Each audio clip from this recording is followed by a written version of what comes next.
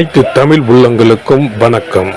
நாம் இந்த பதிவில் 2024 ஆண்டின் 11வது மாதமான மாசி மாதத்தின் 12 ராசிகளின் பலன்களையும் அதற்கான பரிகாரங்கள் என்னென்ன என்பதையும் இந்த பதிவில் விரிவாக காண்போம்.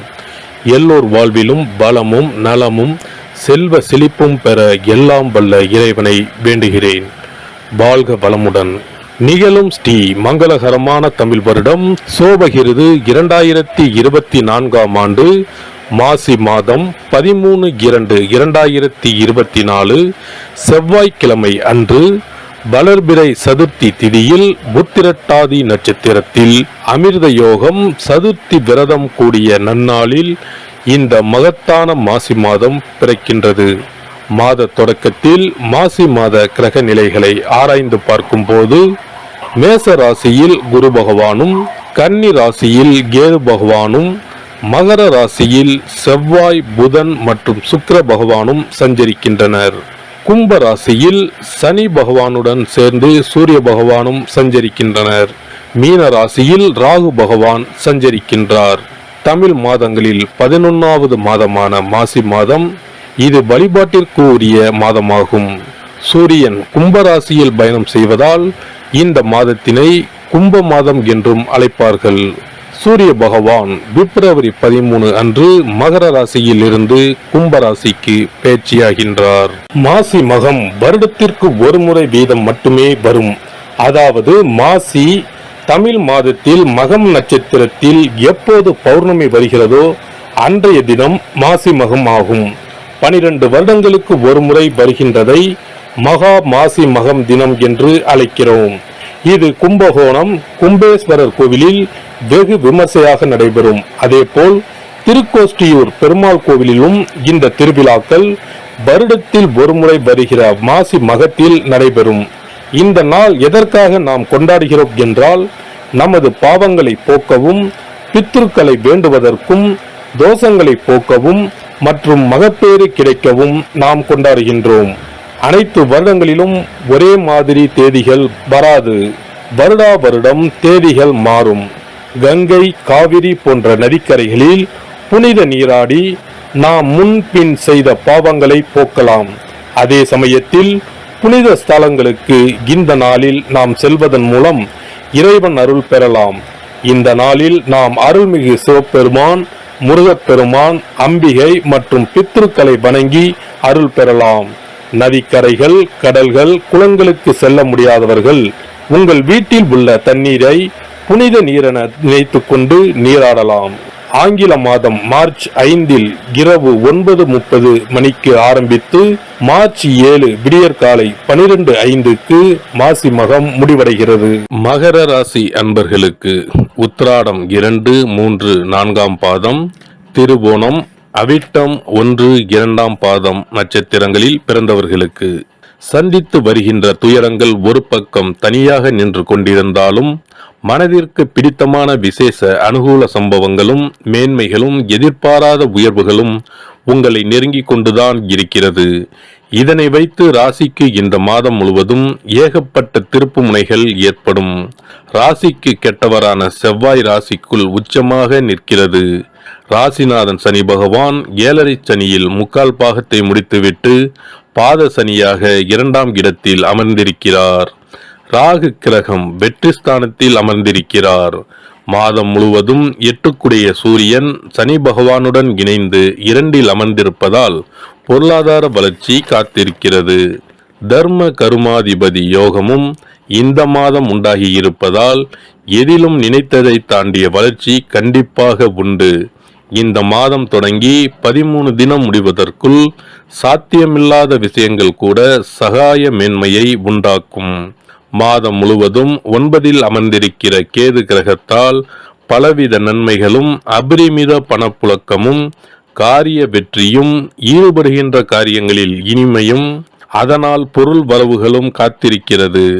குடும்ப நிலைமை உயர்வாகவே நீடிக்கும். வாழ்க்கை துணையுடன் மகிழ்ச்சி சம்பவங்கள் தொடரும். முதல் வாரம் கடந்த பின் திருவோண நட்சத்திரக்காரர்களின் வாழ்வில் மாபெரும் இனிய திருப்பங்கள் ஏற்படும். உத்தியோகம், பணி, பதவி விஷயங்களில் எந்தவித இடர்பாடும் ஏற்படாது. தொழில், முதலீடு, வியாபார நிர்வாக விஷயங்களில் ஆச்சரியப்படுகிற உயர்வுகள் ஏற்படும். அயலூர், அயல் மாநில சம்பந்த தொழில், வியாபார, பட்ஜெட், லாப விஷயங்களில் முடிவுகள் சாதகமாகும். இம்மாத 1, 9, 13, 25, 29வது நாட்களில் பொன்பொருள் சேர்க்கைகளும், ஆடம்ப பொருள், நிலபுலன், பூர்வீக சொத்து சம்பந்தப்பட்ட சந்தோஷங்களும் ஏற்பட போகிற மாதமாகும். வாழ்க்கை துணை சார்பாகவும் அனுபவித்த சங்கடங்களுக்கு தீர்வு ஏற்பட்டுவிடும். உயர்கல்வி ரீதியான கவலைகள் தீரும். உற்பத்தி சார்பாக நன்மையும் லாபமும் உண்டு. துறை சார்ந்த விஷயங்களில் குறுக்கீடு விலகப் போகிறது. வியாபாரிகளுக்கு விற்பனையை தக்க வைத்துக் கொள்ள நீங்கள் மிகவும் பாடுபட வேண்டியிருக்கும். சந்தை நிலவரம் கவலையை அளிக்கும். அரசாங்க உதவியை எதிர்பார்ப்பதில் பயனில்லை. புதிய முயற்சிகளில் தற்போதைக்கு ஈடுபட வேண்டாம். சக கூட்டாளிகளுடன் கருத்து வேற்றுமை ஏற்படக்கூடும். பண விஷயங்களில் கண்டிப்பாக இருத்தல் வேண்டும். கலைஞர்களுக்கு புதிய வாய்ப்புகள் தேடி வரும். அடியோடு நின்று போன நிலை மாறி மீண்டும் வருமானம் வர ஆரம்பிக்கும். நல்ல காலம் பிறந்துவிட்டது. அரசியல்வாதிகளுக்கு அரசியல் துறைக்கு அதிபதியான கிரகங்கள் சாதகமான நிலையில் அமர்ந்திருப்பதால் கட்சியில் ஆதரவு பெருகும். கட்சி சம்பந்தப்பட்ட முக்கியமான பிரச்சனைகளுக்கு உங்கள் கருத்துக்கு முக்கியத்துவம் கொடுப்பார்கள். மாத கடைசியில் முக்கிய பொறுப்பு ஒன்றையும் ஏற்க நேரிடும்.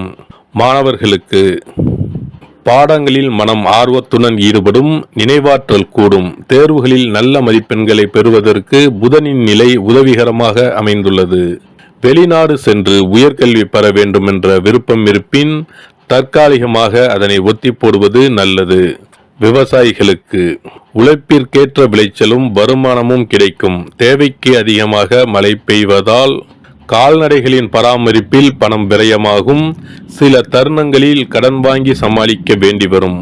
பெண்களுக்கு உடல் நலனில் நல்ல முன்னேற்றம் காணலாம். இருப்பினும் கிரகங்கள் அனுகூலமில்லாமல் சஞ்சரிப்பதால் மனதில் நிம்மதி குறையும்.